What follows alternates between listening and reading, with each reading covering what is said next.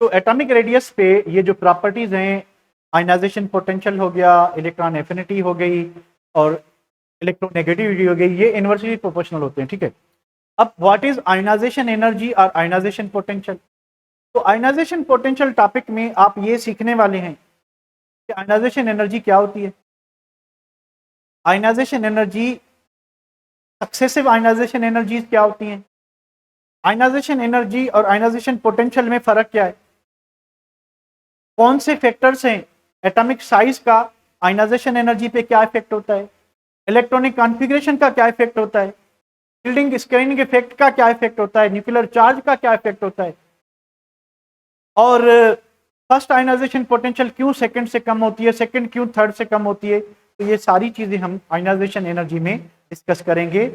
Main जो हमारा target होगा वो कॉन्सेप्ट क्लैरिटी होगा कि आयनाइजेशन पोटेंशियल है क्या, आयनाइजेशन पोटेंशियल है क्या, और इस पर डिपेंड करती है, ठीक है, फर्स्ट सेकंड में डिफरेंस क्या है। तो ये चीजें होंगी।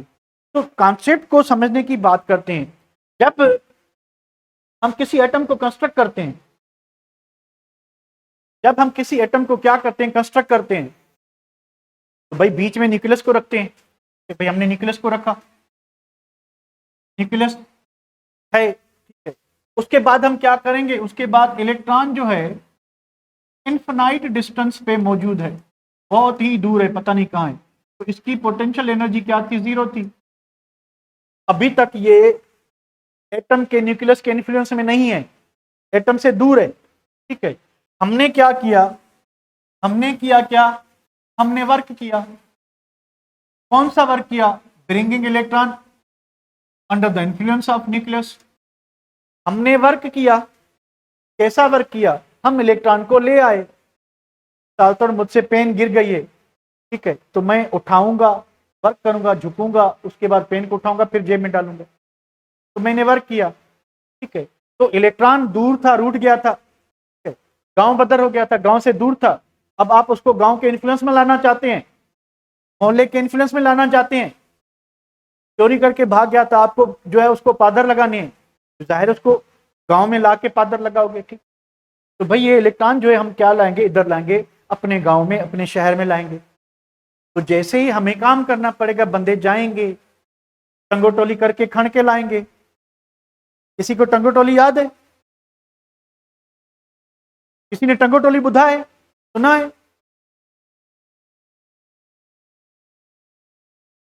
वो जो दो बंदे, एक बंदा एक इस हाथ से पकड़े, एक बंदा इस हाथ से पकड़े, तीसरा एक टांग से, चौथा दूसरी टांग से, 4 बंदे जो घसीट के ले जाते हैं, इसको टंगोटोली कहते हैं, ठीक है। तो भैया क्या हो रहा है कि आप इलेक्ट्रॉन को टंगोटोली करके इधर लाएं। अब आप इसको, आप क्योंकि अब 4 बंदे उठा के लाए, घूम के आए, एनर्जी खर्च करके लाए, तो एनर्जी खर्च होगी।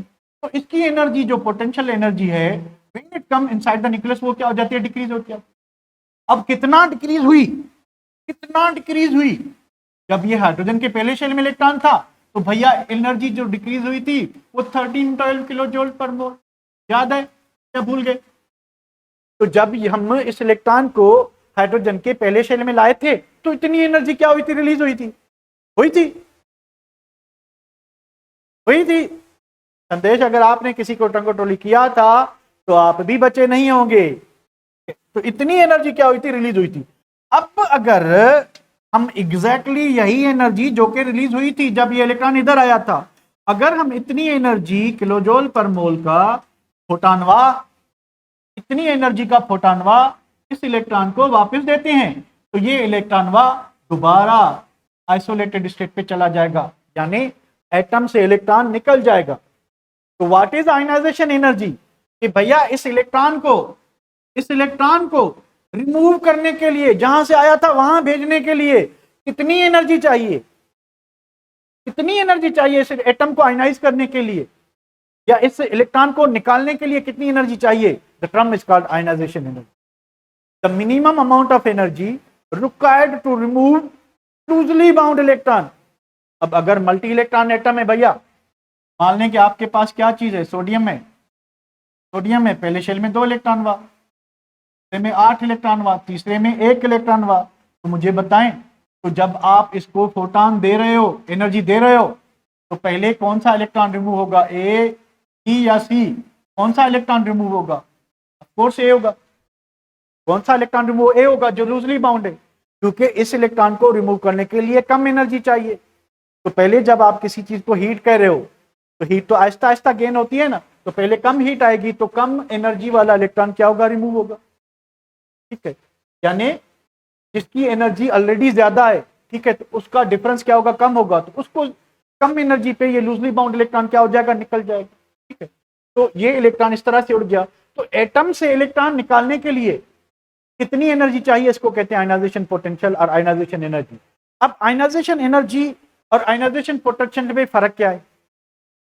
नॉर्मली आप एटम को आयनाइज करने के लिए जनरली 3 एनर्जीज यूज कर सकते हैं। आप लाइट एनर्जी यूज कर सकते हो, ठीक है, आप लाइट एनर्जी यूज कर सकते हो, आप हीट एनर्जी यूज कर सकते हो, आप इलेक्ट्रिकल एनर्जी यूज कर सकते हो। तो अगर आप कौन सी भी एनर्जी यूज कर रहे हो, अगर आप कौन सी भी एनर्जी यूज कर रहे हो, तो जनरल टर्म होगा आयनाइजेशन एनर्जी। यानी आप आयनाइज करने के लिए कितनी एनर्जी लगा रहे हो?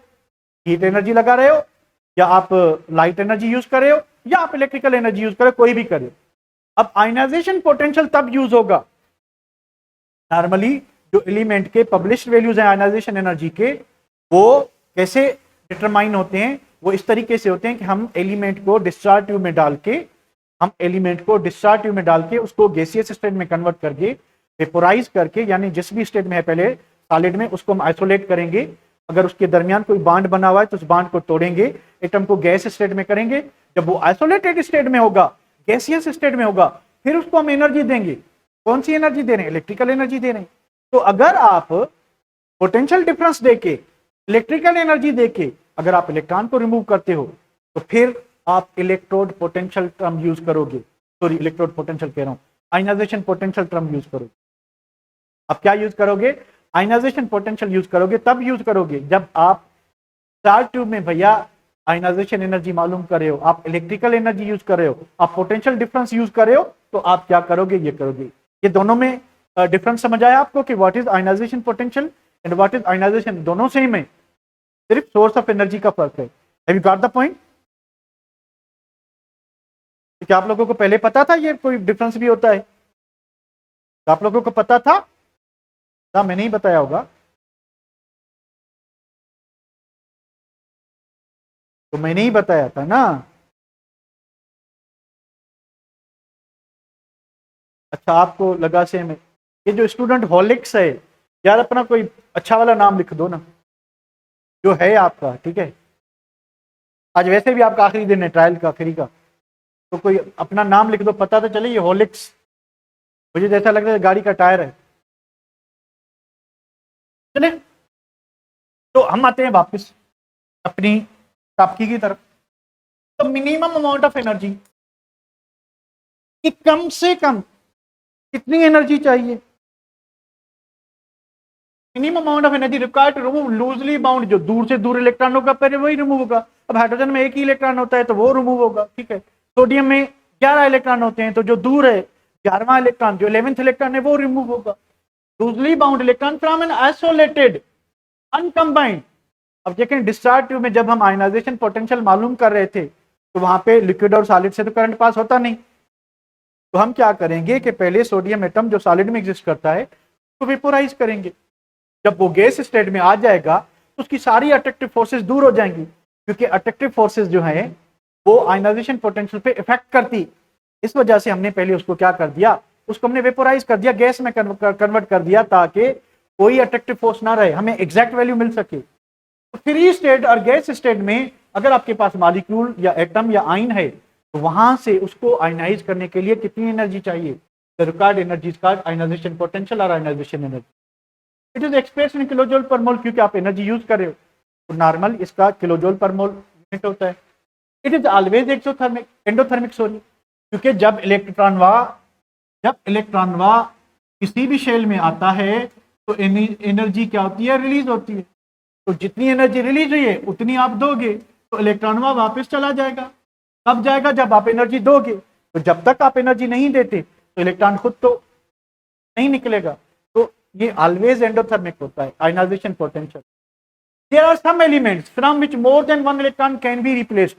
कि कभी कभी ऐसा होता है कि एटम के पास एक से ज्यादा इलेक्ट्रॉन होते हैं, पर मेजॉरिटी ऑफ एलिमेंट्स ऐसे ही हैं, मेजॉरिटी ऑफ एलिमेंट्स ऐसे ही हैं जिनके पास एक से ज्यादा इलेक्ट्रॉन होते हैं वैलेंस शेल में, तो वहां से हम एक से ज्यादा इलेक्ट्रॉन रिमूव कर सकते हैं।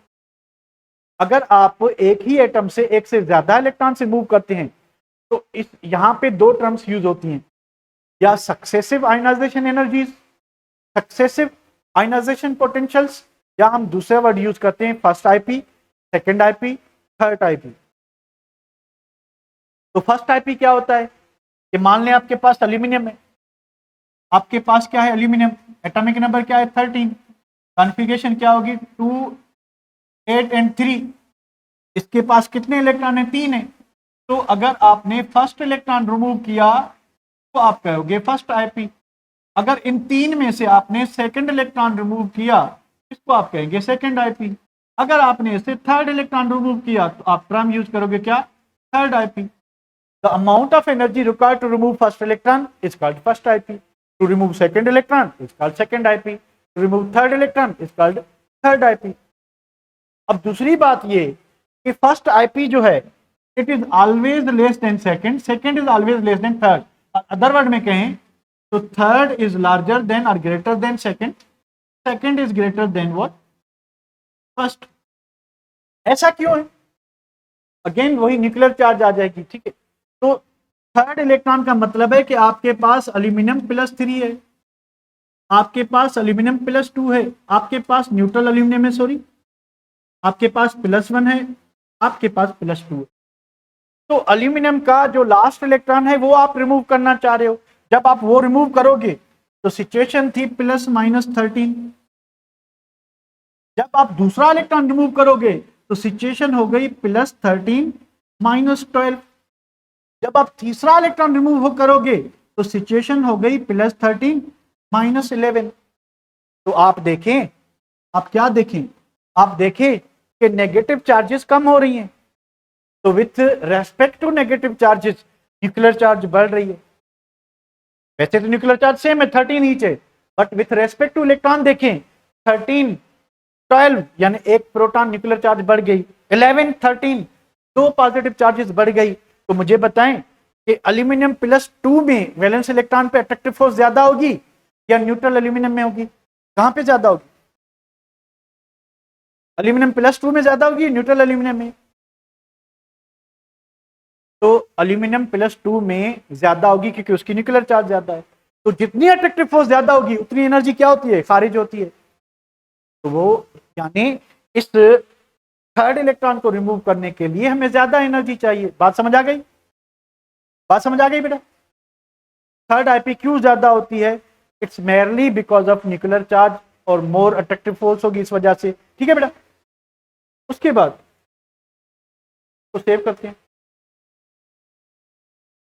द एलिमेंट्स ऑफ एक से ज्यादा, ठीक है। तो इलेक्ट्रॉन अगर फर्स्ट इलेक्ट्रॉन रिमूव करना चाहते हैं उसको फर्स्ट आईपी कहते हैं, सेकंड करना चाहते हैं तो सेकंड आईपी, थर्ड करना चाहते हैं तो third IP and so on.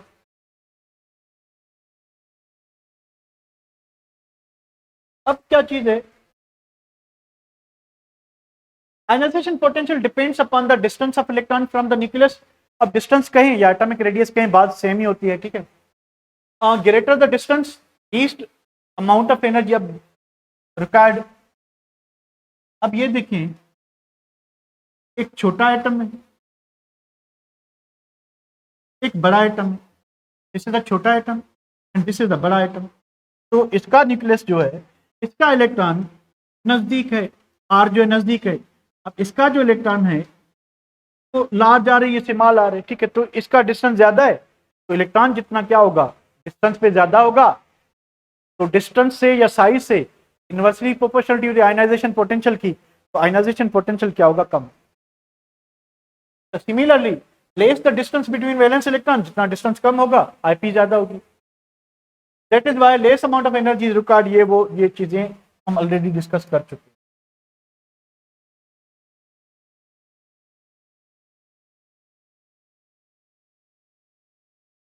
भाई पीरियोडिक टेबल में ट्रेंड्स जो हैं, तो ट्रेंड्स ये होगा कि आप जब, सिंपल सी बात है कि आयनाइजेशन पोटेंशियल डायरेक्टली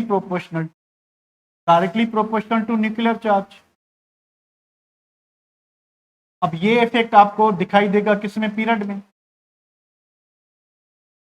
तो पीरियड में न्यूक्लियर चार्ज बढ़ती जाएगी, साइज कम होती जाएगी, वैलेंस इलेक्ट्रॉन न्यूक्लियस की अट्रैक्टिव फोर्स बढ़ती जाएगी, तो हमें एनर्जी ज्यादा चाहिए। ठीक है, तो भाई आईपी पीरियड में इफेक्ट होता है और लेफ्ट टू राइट क्या होगी, इंक्रीज होगी। उसके बाद IP is inversely proportional to size. अब साइज के जितने भी फैक्टर हैं, शील्डिंग इफेक्ट, स्क्रीनिंग इफेक्ट, वो इसमें आ गए। तो जो आप जब पीरियड में मूव करते हैं तो साइड क्या होती जाती है, कम होती जाती है, और न्यूक्लियर चार्ज क्या होती जाती है, बढ़ती जाती है। ठीक है, +14 है तो +15, +16, +17, तो न्यूक्लियर चार्ज बढ़ने से अट्रैक्टिव फोर्स बढ़ेगी। तो पीरियड में जब आप मूव करते हो तो आईपी बढ़ता जाएगा, जब आप ग्रुप में मूव करते हो तो आईपी कम होता जाएगा, क्योंकि साइज बढ़ रही है, साइज बढ़ रही है। ठीक है, तो आयनाइजेशन पोटेंशियल इंक्रीजेज, क्या हुआ है, sorry, ionization potential depends upon atomic size, hence it decreases from the top to bottom due to increase in atomic radius। और कितने फैक्टर्स हैं, ionization potential is affected by, number पहली बात कि change in atomic size, nuclear charge, electronic configuration, nature of orbital. अगर n value same है, अगर n value क्या है, सेम है, फॉर एग्जांपल हमारे पास 4s है, 4p है, 4d है, 4f है। ठीक है, तो अगर n का वैल्यू सेम है तो मुझे बताएं कौन सी orbital near to the nucleus होगी, कौन सी orbital near to the nucleus होगी, 4s होगी। तो 4s में अगर आप इलेक्ट्रॉन रिमूव करें, 4p में रिमूव करें, 4d से रिमूव करें, तो मुझे बताएं सबसे ज्यादा आयनाइजेशन पोटेंशियल किसका होगा, s का होगा। ठीक है, उसके बाद किसका होगा, p का होगा, उसके पास किसका होगा, d का होगा, उसके बाद किसका होगा, f से। तो मोस्ट इजीली इलेक्ट्रॉन किस ऑर्बिटल से रिमूव होगा, अगर आपका एन वैल्यू सेम है, इट्स आपकी p, कौन सी ऑर्बिटल होगी, कौन सी ऑर्बिटल होगी, p ऑर्बिटल। ठीक है, ये क्लियर है, ये क्लियर है। तो हम इलेक्ट्रॉनिक जो कॉन्फ़िगरेशन है उसके इफेक्ट को जरा फोकस कर ले।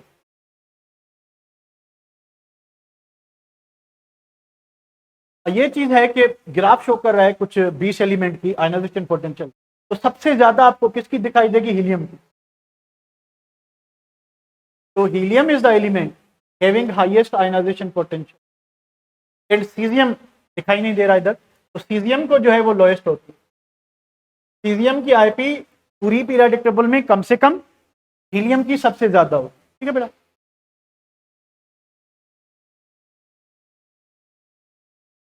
यहां पे देखिए जरा, आपको आयनाइजेशन एनर्जी के वैल्यू से आप प्रिडिक्ट कर सकते हो, आप अंदाजा लगा सकते हो कि किसी एटम के पास वैलेंस इलेक्ट्रॉन कितने हैं, कैसे अंदाजा लगा सकते हो।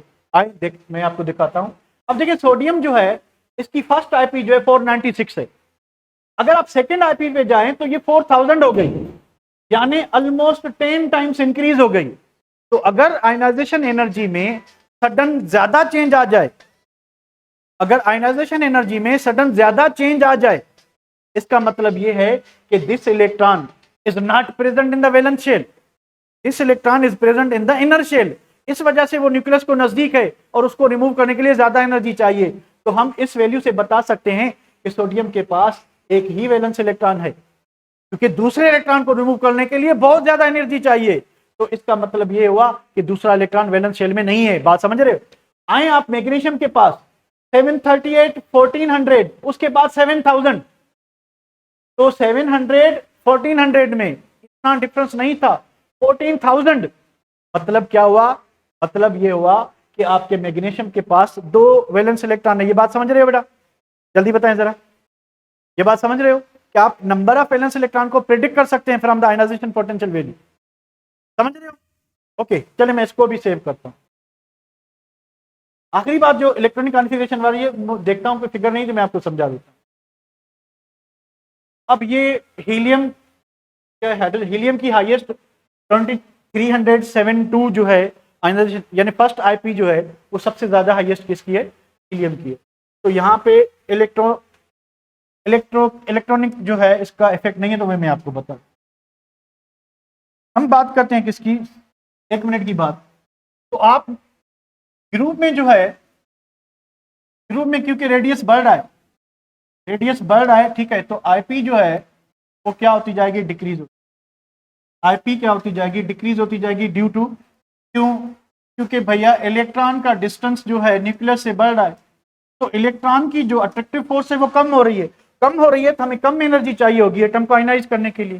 जब आप पीरियड में बढ़ते हो, जब आप पीरियड में बढ़ते हो तो न्यूक्लियर चार्ज बढ़ती है, तो न्यूक्लियर चार्ज बढ़ने से रेडियस कम होता है, रेडियस कम होने से इलेक्ट्रॉन और न्यूक्लियस के दरमियान अट्रैक्टिव फोर्स बढ़ती है, तो ज्यादा एनर्जी खारिज होगी, तो हमें ज्यादा एनर्जी चाहिए आयनाइज होने के लिए। अब आप देखें कि अगर आप लिथियम से सोडियम मूव करते हैं, सोडियम से लिथियम से बेरिलियम पीरियड में मूव करते हैं, बेरिलियम से बोरान, बोरान से कार्बन, कार्बन से नाइट्रोजन, नाइट्रोजन से ऑक्सीजन, ऑक्सीजन से फ्लोरीन। तो what is the effect of electronic configuration? Electronic configuration का क्या इफेक्ट है? इलेक्ट्रॉनिक कॉन्फ़िगरेशन का इफेक्ट क्या है? हमने पढ़ा हुआ है कि हाफ फिल्ड ऑर्बिटल और कंप्लीटली फिल्ड ऑर्बिटल ज्यादा स्टेबल होती है। हाफ फिल्ड ऑर्बिटल और कंप्लीटली फिल्ड ऑर्बिटल क्या होती है? ज्यादा स्टेबल होती हैं। तो नॉर्मली यहां से क्या हो रहा है, वैल्यू जो है वो क्या हो रहा है, आईपी का इंक्रीज हो रहा है, आईपी का इंक्रीज हो रहा है, बट इरेग्युलर, रेगुलर वेरिएशन होगी, रेगुलर नहीं होगी। अब रेगुलर क्यों होगी? इसकी एस ऑर्बिटल कंप्लीटली फिल्ड है, उसके बाद इसकी पी ऑर्बिटल में 3 इलेक्ट्रॉन, उसके बाद अगर मैं नियॉन लिखूं तो पी ऑर्बिटल में 6 इलेक्ट्रॉन। तो ये जो 3 केसेस हैं, बेरिलियम, मैग्नीशियम, ये इसको इंक्लूड कर लें, nitrogen only in the third group, ठीक है। उसके बाद जो है ये नोबल गैसेस जो हैं, इनकी इलेक्ट्रॉनिक कॉन्फ़िगरेशन क्या है? स्टेबल है। इनकी इलेक्ट्रॉनिक कॉन्फ़िगरेशन क्या है? स्टेबल है। तो ये इलेक्ट्रॉन लेना भी पसंद नहीं करते और देना भी पसंद नहीं करते। तो इनका आईपी क्या होगा, यानी आईपी जो है बेरिलियम की ज्यादा होगी बोरान से। जनरल ट्रेंड है कि बोरान की ज्यादा हो, क्योंकि उससे पीछे आता है, पर इलेक्ट्रॉनिक कॉन्फ़िगरेशन स्टेबल होने की वजह से बेरिलियम की बोरान से ज्यादा होगी और नाइट्रोजन की ऑक्सीजन से ज्यादा होगी। बस यही चीज आपको समझानी थी। ये बात समझ आ गई आपको? लास्ट वाली इसकी जो है क्या कहते हैं, इलेक्ट्रॉनिक कॉन्फ़िगरेशन वाली, जल्दी बताएं बेटा। ओके, तो this is all about this thing. तो कल हम कर लेंगे, सॉरी कल छुट्टी है, कल जो है वैसे मैंने क्लास रखा था पर यहाँ पे कोई इवेंट है तो इस वजह से नहीं हो पाएगा। चलिए आप फिजिक्स